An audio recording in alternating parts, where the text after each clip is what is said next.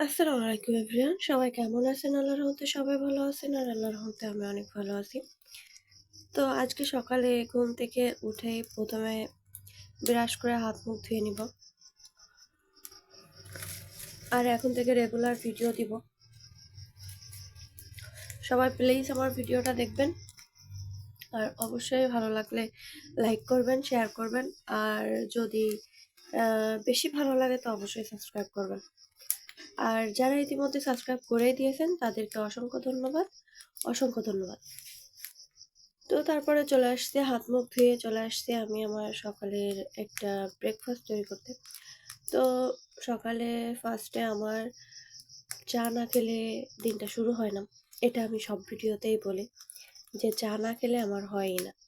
তো ফার্স্টেই চলে আসছি আমি চা তৈরি করতে। আর তার সঙ্গে কেটে নেব একটা ড্রাগন ফল। তো ড্রাগন নিয়ে আসছিল, তো সেটাই এখন খাবো। সকালে খালি পেটে ফল খাওয়া ভালো। কিছু মানে আমি ছোটবেলা থেকে শুনে আসছি যে সকালে খালি পেটে ফল খেলে ফল খাওয়া যায় না, ফল খাওয়া ভালো না।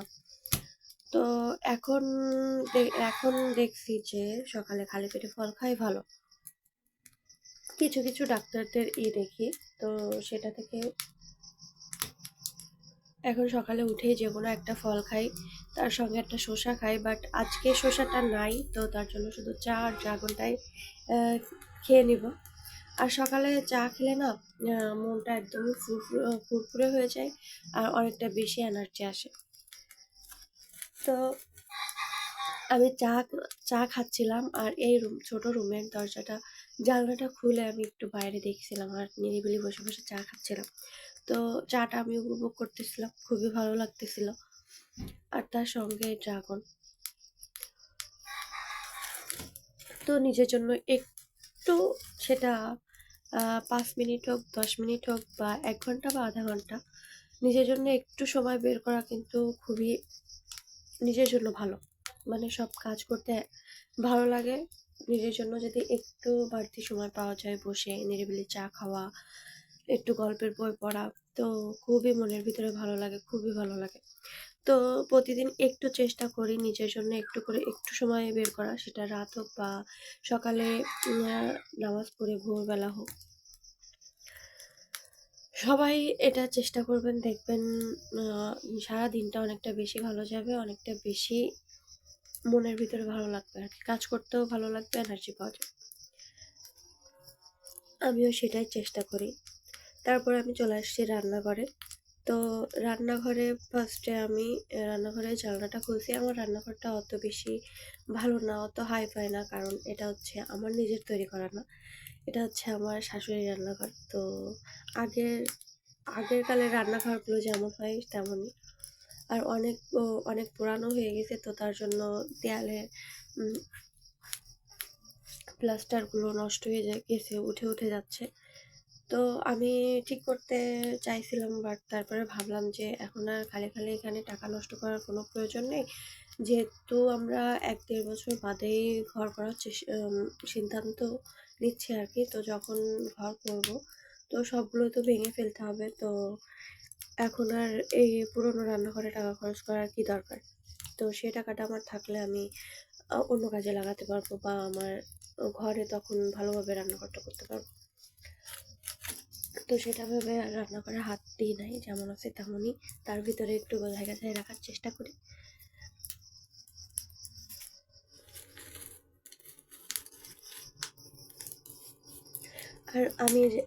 আমি যে ভয়েস অ্যাড করতেছি এই সময় কিন্তু আমি রান্না করতেছি সকালে। মানে সকালে ভোরবেলা মানুষজন ওঠে না, তো চারিদিক নিস্তব্ধ থাকে। তো এই সময় ভয়েস অ্যাড করতে খুবই ভালো লাগে আর শব্দটা কম আসে। আর আমাদের যেহেতু রাস্তার সাইডে আমাদের বাড়ি, তো গাড়ি ঘোড়ার শব্দটা অনেক বেশি আসে। আর সকালবেলা একটু কম গাড়ি ঘোড়া চলে, তো তার জন্য আওয়াজটা কম আসে, তারপরেও আসে।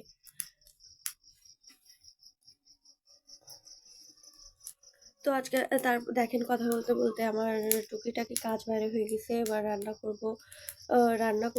রান্না করব হচ্ছে ওল। তো ওলটা আগে আমি সিদ্ধ করে নিয়েছি। আর পাশে খালি চুলা যাবে, তো তার জন্য পাশে আমি এমনি পানি দিয়ে রাখছি একটা হাঁড়িতে। ডিম সিদ্ধ করতেছি আর কি, এমনি না, ডিম সিদ্ধ করতেছি। আমার বাবুর জন্য আর ওর বাবার জন্য। তো আর বাইরের টুকিটাকি যে কাজকামগুলো থাকে সেগুলো আমার শাশুড়ি করে। গরুর খাতি দুটো গরু আছে, মানে ছোট বাছুর, তো তাদের খাতি দেওয়া, দুটো ছাগল আছে আমার বাবুর আকিকা দেওয়ার জন্য কেনা হয়েছে, তো তাদের বাইরে উঠান বাড়ি ঝাড়ু দেওয়া এগুলা করে। আর আমি রান্না করে ঘর বাড়ি ঝাড়ু মারু দিয়ে পরিষ্কার করে আমার হাঁস মুরগি আছে সেগুলোর খেতে দিয়ে, তো দেন আমার কাজগুলা বাবুকে সামলানো, ওর খাওয়ানো, এগুলাই করি। আর সরি, আগে বলছি ওলটা সিদ্ধ হয়ে গেছে, বাট না, ওলটা সিদ্ধ হয়নি। আগে হচ্ছে আমি ভাত রান্না করে নিয়েছি। তো এবার চলে আসবো আমি ওলের মশলাপাতিটা তৈরি করতে। তো কাঁচা ঝাল দিয়ে রান্না করব, তার ভিতরে হালকা রং হওয়ার জন্য আমি একটু শুকনো ঝাল ব্যবহার করি। মানে যে তরকারিগুলোতে শুকনো ঝাল দেওয়া যায় আর কি, সেগুলাতে 1 চামচ করে দেওয়ার চেষ্টা করি যাতে কালারটা সুন্দর আসে। আর আমি কাজ করতেছিলাম, আর রান্নাঘরের ভিতরে গরুর খাবারগুলো রাখা ছিল, ভুসি, সয়াবিন খোল, তারপরে হচ্ছে সরিষার খোল, এগুলা, তো সেগুলাই নিতে আসতেছিল আমার শাশুড়ি। তো আর এখানে আমি একটা জিনিস দেখাচ্ছিলাম যে আমি বালতিতে, পানি তো একই, তো পেঁয়াজগুলো কেটে রাখছি বড় বড় করে, আর রসুনের কোয়াগুলো কিন্তু ছোট। তো একটা রসুনের কোয়াও কিন্তু ভাসে নাই, আর পেঁয়াজগুলো ভেসে আছে। এটার কারণ কি কেউ কি জানো? পানিতে ভেসে থাকে এমন যেগুলো বস্তুর ঘনত্ব বেশি, তো ঘনত্ব কম সেগুলো পানিতে ভেসে থাকে, আর যেগুলোর ঘনত্ব বেশি সেগুলো পানিতে ডুবে থাকে। তো এখানে বুঝলাম যে পেঁয়াজের ঘনত্ব কম, ওই জন্য পেঁয়াজ ভেসে থাকে, আর রসুনের ঘনত্ব বেশি, এই জন্য রসুনটা পানিতে ডুবে যায়। তো সেটা আর কি বোঝাচ্ছিলাম।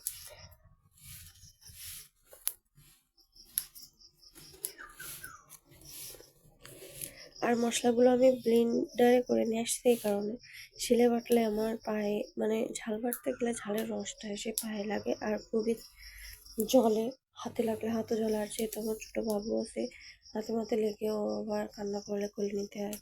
তো যদি বাই চান্স ঝালটা ওর হাত গায়ে লেগে যায়, তো ও তো ছোটো মানুষ, বলতে পারবে না যে কি হচ্ছে, শুধু কান্নাকাটি করবে। তো তার জন্য শিলে একটু কম বাটারের চেষ্টা করি, আর ব্লেন্ডারে করি। বাবু যখন বড় হবে তখন শিলে বেটে নেবো। শিল কিন্তু আছে, দেখবেন শিলও আছে। আর ব্লেন্ডারে ও হওয়ার পরে ব্লেন্ডারটা কেনা হয়েছে।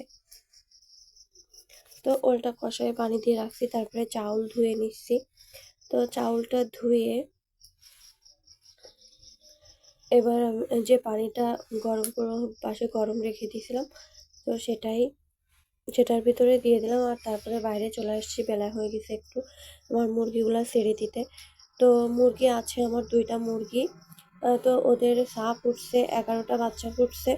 আর ডিম নষ্ট হয়ে গেছে বেশি, কারণ আমি যখন বসাইছিলাম তখন চেক করছিলাম না, চেক না করে বসাইছে। আর এমনকি বসানোর পরে 6-7 দিনের ভিতরে যদি চেক করা হয়, তাহলে যে ডিমগুলো বাঁধা থাকে সেগুলো কিন্তু নষ্ট হয় না, সে ডিমগুলো খাওয়া যায়। আর যেগুলো বাচ্চা হওয়ার সেগুলো ভিতরে শিরা তৈরি হয়ে যায়। তো আমি বাবু নিয়ে এটাও অবহেলা করছি, তার জন্য আমার অনেকগুলো ডিম নষ্ট হয়ে গেছে। তো কী করা, নষ্ট হয়ে গেছে, আর কিছু করার নাই। তো বাচ্চাগুলো আমি ফোটার সঙ্গে সঙ্গে ওর মার কাছ থেকে নিয়ে নিই, কারণ ওর মার কাছে থাকলে আমার মনে হয় বাচ্চাগুলোর বেশি অসুখ বিসুখ হয়। তো আলাদা নিয়ে আমি পোলট্রির খাবারগুলো খাওয়াই একটানা 1 মাস মতো। তো তারপরে আমার 4টে হাঁস আছে, সেটাও দেখছেন বড়। ওরাও আল্লাহর রহমতে সামনের মাসে ডিম পাড়বে এমন ডিম পাড়ার বয়স হয়েছে, আর ওজনটাও অনেকটা বেশি হয়ে গেছে। তো সেই জন্যই বলছি এই মাসটা পরে হয়তো ডিম পাড়তে পারে।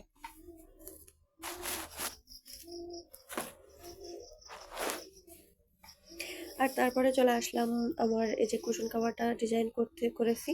আর তারপরে দেখেন কাজ করার পরেই বৃষ্টি শুরু হয়ে গেছে। তো আজকে এই পর্যন্তই। আর চা খেতে খেতে বৃষ্টি ব্লাসটা উপভোগ করতেছিলাম।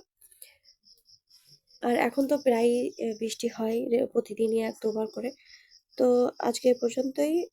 আমার ভিডিওগুলো যদি ভালো লাগে তো অবশ্যই সাবস্ক্রাইব করবেন, একটা লাইক করবেন। আর আসসালামু আলাইকুম।